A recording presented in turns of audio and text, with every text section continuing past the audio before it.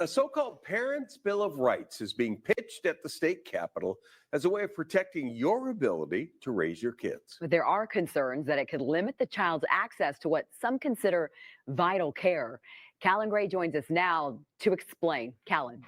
Nationally, advocates of these bills have called for more oversight of what's in school libraries, instruction of topics related to race, sexual orientation, and gender identity, and medical care, including vaccinations. The push for the Parents' Bills of Rights gained momentum after the pandemic. This Minnesota bill's author hoping to get bipartisan support. Okay, this is huge because I'm one who I've frequently dealt with schools, hospitals, law enforcement agencies, and even some forms of government as it relates to this issue of what should happen with your child. And frequently, more often than not, there are various attempts at government or institutional overreach of some sort. And you actually have to possess a pair as a man. And as a woman, you would have to possess more fortitude than normal, more courage than normal, in order to really oppose these things that are going on. In order to really, get in an uncomfortable space, if that's not your natural personality to be confrontational, even though to be confrontational doesn't mean to be distasteful, right? Or to be disrespectful. You can get your point across without doing any of those things. The fact is, though, that there are times when you have to speak up and advocate for yourself when those around you would rather that you didn't, right? And that's not always easy depending on who you're having to stand up against and who you're having to advocate either for or against, especially if you're used to being taken advantage of, if you're used to being dismissed, disregarded, and disrespected, if you have in fact engaged and built a pattern for yourself of accepting those things, it will be easy for you to remain quiet and let it allow for it to play out in that way continuously. So, in my experience, I don't mind getting confrontational, but that wasn't always the case.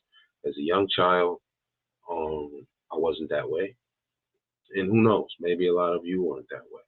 The thing is, though, folks, now we're in times where opposites are often true, and sometimes things are counterintuitive to what you may think in order to thrive and be successful in the environment that we're in this end time scenario situation that we're in this Darwinistic, capitalistic society that we're in, right?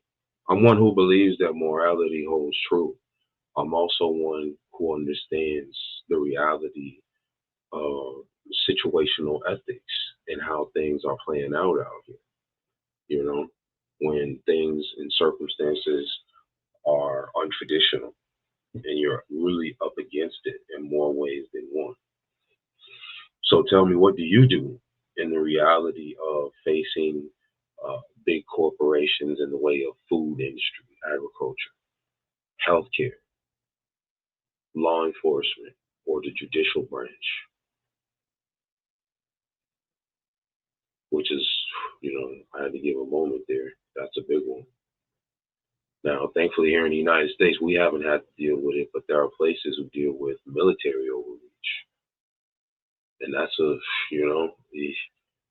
if you're in a situation like that, I'd advise you to line your pockets up, get your mind right, get your alliances right, do whatever you can within reason to get yourself out of there, because that one, it's not looking good. So let's take a closer look at what I believe is hopefully a victory for human freedom everywhere, on this front line of the fight of human freedom here in the United States, which is a bill for parents' rights. So let's see how this is shaping. The overstepping and the flagrant violations of parents' rights are happening with alarming frequency. A plea from several parents and organizations asking lawmakers to pass a Parents' Bill of Rights, calling for more say in decisions about their children. At no other time in our history has this fundamental truth been called into question until very recently, as the rise of gender activism and critical theory have overtaken policy discussions and decision making. Republican Representative Don Gilman brought the bill forward. It basically is just ensuring that the parent's responsibility goes back onto the parents. It says rights are reserved to a parent of a minor child, quote, without obstruction or interference from this state or any other governmental entity or institution. This is a big one. People need to understand how this whole game is operating. Listen, entities such as government, law enforcement, cities, states, counties are not physical or tangible. When you see people, no person claims 100% responsibility for the operant effects of that said entity, right? They're able to hide within some kind of an invisible structure, but that structure is very real, even though your eyes can't see it. You got to have your mind sight correctly in order to begin to operate in a successful capacity out here. If you're running around just dependent on your eyesight, you're not seeing correctly. You're not in the game. And I suggest you get in the game while you're still on board. Otherwise, to remain in such a sad state, you may get moved off board in some form or another at some point sooner rather than later.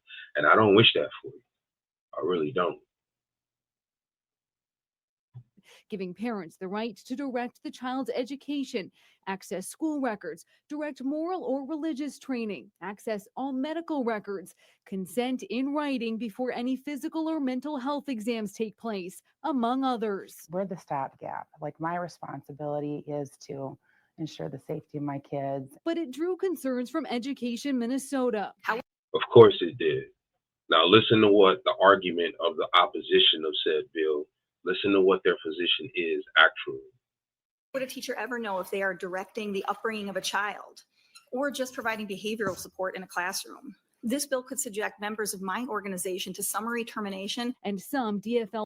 Okay, so essentially her concern is that this bill could subject members of her organization to termination. Do you see how government is a sick, insidious entity that gets inhabited by people like this, whose agenda is to simply live and make a living at your and my expense? This is the peak and pinnacle of sickness, disguised behind some appearance of Karenism, is what it appears to be. Lawmakers worried it could prevent or deter kids from getting necessary care. I really, really believe that 15, 16, 17-year-olds should be able to have private conversations with therapists and doctors. I am really concerned. Should I stop? I gotta stop. Oh, whoa! Like, no, you don't believe that. You got me. I'm over here fumbling and bubbling. No, you don't. You're sick. You're twisted, and you want to make the rest of us sick and twisted. And thank God there are members of society, praise Him, who is there now, okay, and who's alive and well, and that there are members of society who still care enough that we actually have a war, and it is not just an all-out genocidal campaign being waged. Certain members of us in the human family, it's pretty much a genocidal campaign, right? I happen to come from one of them, at least.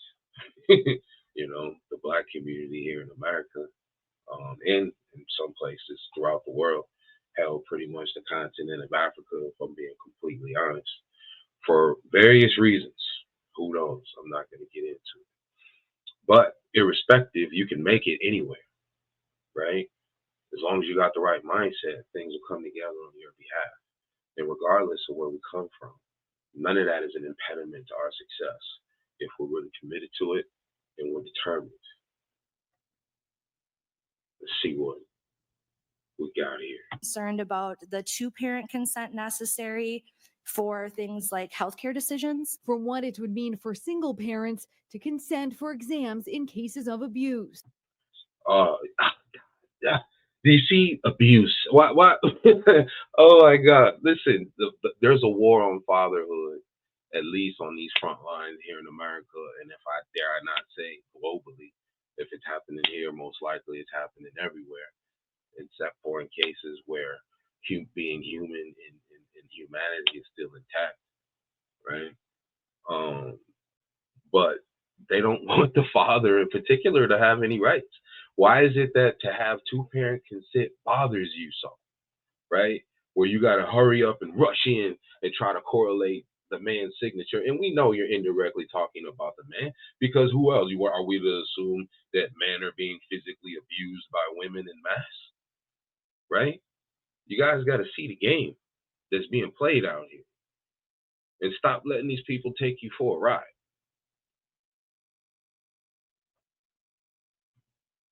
Let's go. This may provide cover for people who are abusing children. This bill, again, protects children because it states that in the bill, as well as just bringing more transparency. This has the support of the Parental Rights Foundation, which is advocating for these bills across the country. So far, it says at least 18 states have adopted some version of this. A version was also passed 2 years ago in the U.S. House, and Project 2025 calls for a national Parents' Bill of Rights. For now, here in Minnesota, this is still going through the committee process. A long way to go here. The author expects there will be changes to it as this continues. All right, enough of that. Big win there for her to say that they're expecting a bill like this from the 2025 project. I certainly hope that. I wish good for every parent that's out there dealing with the struggles of this tyrannical, technocratic, oligarchic reality that we're in. Now, if you're in the United States of America, or anywhere in the Western world, or anywhere that this reaches, you have an opportunity to impact the reality that we're in. Do not let them tell you anything different. And I hope that you can begin to see the games that are being played or attempted to be played in such an insulting and degrading fashion in the faces of each and every one of us. Figure out a way, right? There's more to this whole social media thing than just being connected, right? And if we're connected, and indeed we are we connected through physical touch? No, but we are connected. And the thing is, that's the realm that we have to operate in, because we're dealing with entities that are not tangible, that are not accountable, yet somehow they are, that are not existent, yet somehow they are.